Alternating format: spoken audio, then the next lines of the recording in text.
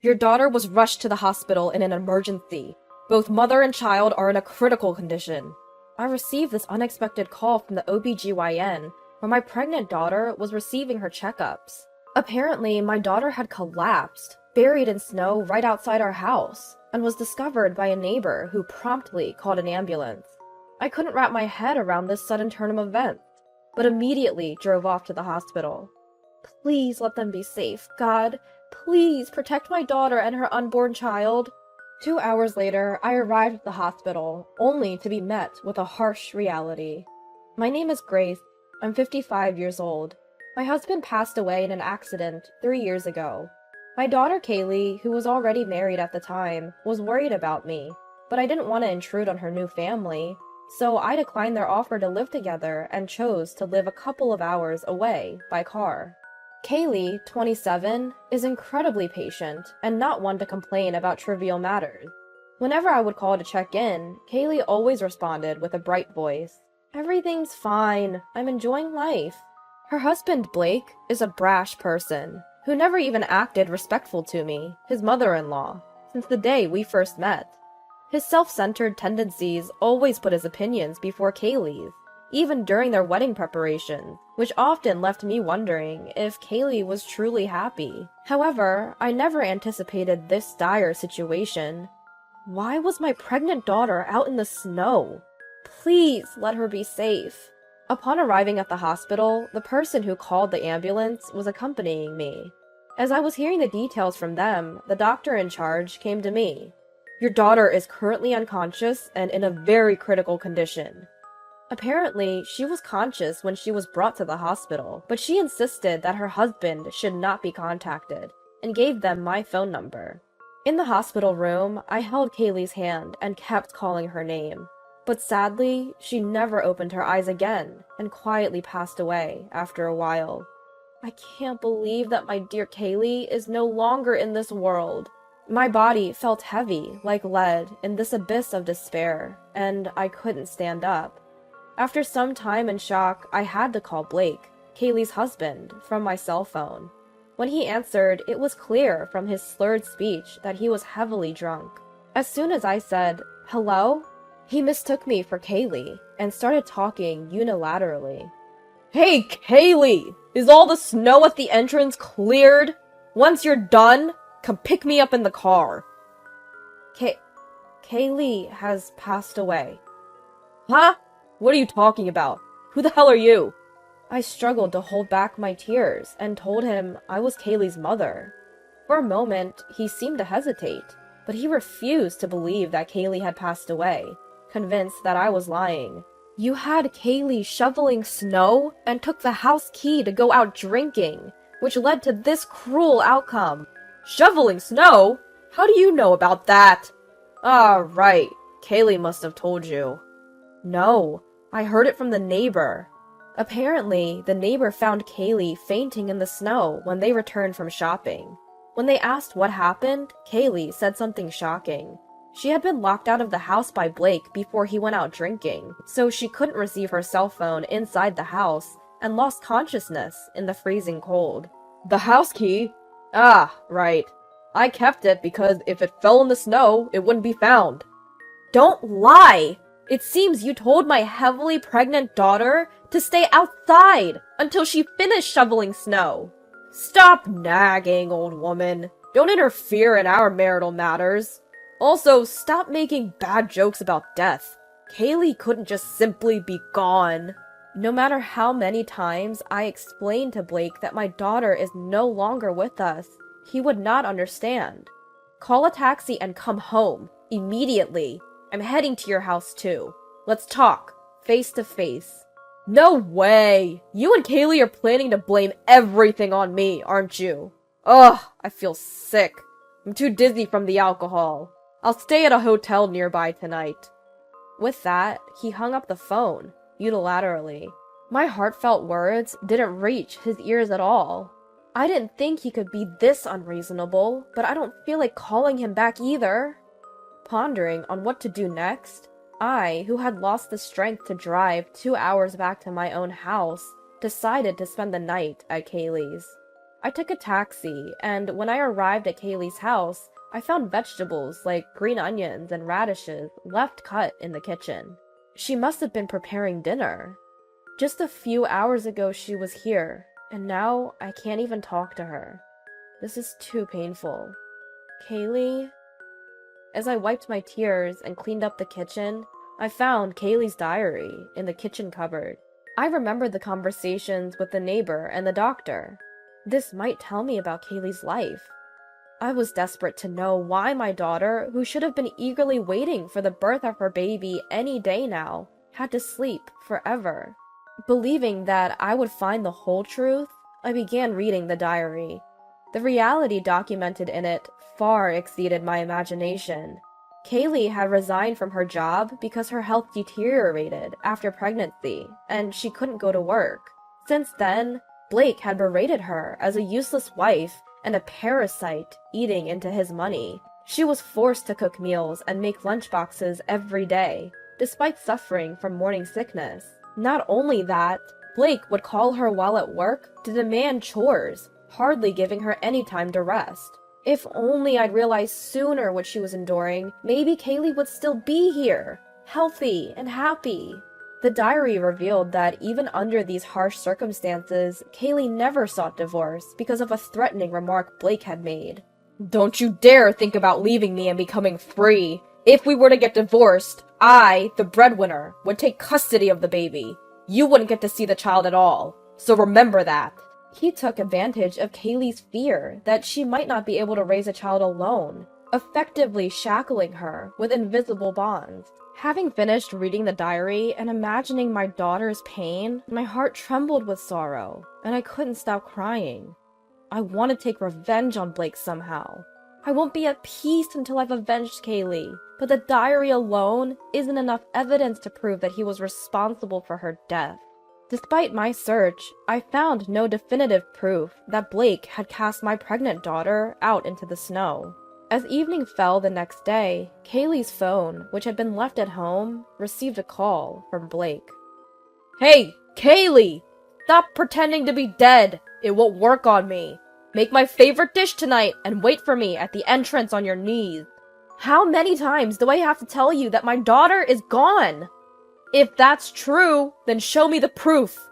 "Fine," I replied, quickly hung up, and immediately sent him a photo of Kaylee's death certificate. I figured that even someone like Blake would grieve upon learning that Kaylee had left this world because of him. As expected, he quickly called back. "Do you understand now?" "So, it's true then. Well, there's nothing to be done about the dead. I'll get the life insurance payout, and I can forget about the annoying past and start over. So, what about the funeral? Ah, what a hassle." Faced with Blake's nonchalant delivery of these incredibly cruel words, my hand began to shake with anger. I can't let a man like that be the chief mourner. I will send my daughter myself off to the other world. Swallowing my anger, I made a proposal to Blake. "I'll arrange the funeral, and I'll act as the chief mourner. You attend as the husband. You pay all the funeral costs, but I get all the condolence money." "Understood." "All right, I'll have to make sure my relatives come. Try to invite as many of your relatives as possible so that I can get a hefty sum." With a cheerful voice, Blake said, "I'll be living in a hotel for a while," and abruptly hung up the phone. He must be a very greedy man. Despite knowing the tragic end Kaylee met, he remains unperturbed, showing no remorse towards his deceased wife and unborn child. My heart, which was devastated by the loss of Kaylee, changed to a desire for revenge against Blake, and a raging fire of revenge began to burn. I can't let Kaylee's pain go unanswered. I'll show Blake the hell of this world. I stayed at Kaylee's house until the funeral, preparing everything. Then, on the day of Kaylee's funeral, Blake approached me, hands in his pockets and a sleazy smirk on his face. "I'll play the part of a grieving husband who couldn't be the chief mourner. You do your part well. Once the funeral's over, I'll take the condolence money and leave immediately." His words infuriated me, but I prioritized sending my precious daughter off. Both families gathered, crying and saying, "She was so young to leave us. It's heartbreaking. I can't believe Kaylee is gone." After a few words of grief, I then stood in front of the microphone to make a speech as the chief mourner. "Thank you all for gathering here today to remember my daughter Kaylee. The truth is," I started to explain to the entire family how our late-term pregnant daughter had left us. The solemn air shifted to murmurs of shock, and at this, Blake abruptly stood. "Don't be fooled by this old woman's lies. Kaylee insisted on shoveling the snow herself, ignoring my objections. That's why this happened." Ugh! I was at a loss for words as he began to feign tears. I had predicted Blake would react this way, and so I opened my daughter's diary that I had brought with me. This is an entry from the day before Kaylee passed away. Blake told me to clean every nook and cranny of the house, but my belly was aching, so I couldn't do it today. He got angry and threw away all the dinner when I was about to eat. I'm worried if the baby didn't get enough nutrition. That's an exaggeration. I merely slipped and knocked the food off the table. She's making me out to be the villain. She's too delusional. He interrupted, but I ignored him and continued reading. If we divorce, I, who am unemployed, won't be able to raise the child by myself. Blake told me, if you don't want to lose custody, you'll be my slave for life. Don't read things that aren't written there. You're causing everyone to misunderstand me. Despite his loud protests, his face was steadily paling. His expression seemed to indicate the truth. He started to come towards me as if he couldn't hold back anymore, but some of our relatives stopped him. "You think you can get away with this? I'll call the police and put you in jail for defamation." "Are you not the one who should be arrested by the police?" "Don't get ahead of yourself. Watch your mouth." His true nature couldn't be hidden, no matter how much he tried. Blake's face, glaring sharply at me, was pure villainy to anyone who looked. The attendees sighed and murmured, "What a terrible man. The worst kind of man." "Oh, well, I may have overreacted a bit. Kaylee just wrote about our insignificant spousal quarrels in her diary, in an exaggerated way. Please believe me." It seemed he still thought he could talk his way out of this, unaware of the gravity of his actions. I informed him that neglecting a pregnant woman and her unborn child and leaving them out in the cold would result in severe punishment. "You have no proof. If you have it, show it." He looked down on me, snorting with a laugh, seemingly thinking I was just bluffing. "We do have evidence." Before coming to the funeral home, I had checked the dashcam footage from our neighbor's car, which had captured everything. Huh? It's amazing that it's always recording, even when the engine is off. Well, I'm about to call the police. As I showed him the SD card from the dashcam, Blake clicked his tongue. Damn! I had already contacted not only the neighbors, but also the doctor who had treated Kaylee, asking them to testify. "I was wrong. It was my fault. So let's settle this amicably. I'll give you half of the life insurance and the condolence money. So please forgive me." Stop joking around. I lost my daughter, who was more precious to me than my own life. You think you can solve this with money? I hope you experienced the despair Kaylee felt in the cold and harsh outdoors. As I immediately called the police and explained the whole situation, they agreed to rush to the funeral home. Meanwhile, the relatives who attended the funeral kept an eye on Blake to prevent him from escaping. "You'll be picked up soon. You should atone to Kaylee before then." "Kaylee, I'm sorry. Please save me from the other world." After calling out to Kaylee with an insincere voice, Blake then turned to me and began to grovel pathetically. "Mother-in-law, I'll apologize as many times as it takes. So please call the police back and tell them it was a mistake. Please?" I shook my head strongly, looking at my daughter lying in the coffin. Kaylee was looking forward to meeting her baby. "I'll avenge your grievances." As I coldly looked down on Blake, who was approaching, he sensed something and his face turned ashen, starting to tremble. "No! Help me!" Blake began to panic, shedding tears and trying to escape.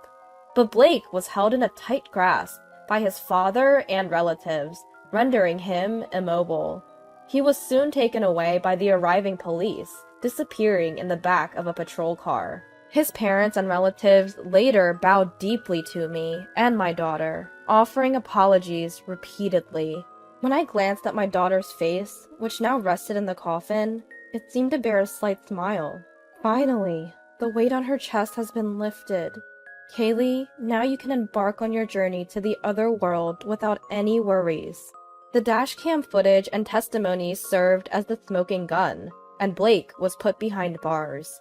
He would spend some time in the cold, high-walled prison, surrounded by intimidating individuals. Becoming a criminal, he was also fired from his job. Since his parents and relatives have declared their intention to cut ties with him, his future life will undoubtedly be harsh. By the way, I didn't tell Blake, as he never asked, but Kaylee's baby was born, safe and sound, and I have decided to raise it. Kaylee had named me as the beneficiary of her life insurance, so when the child grows up, I plan to pass everything on. I'm thankful that at least the grandchild is safe. From now on, I will pour double the love into this child, mine and that of my lost daughter.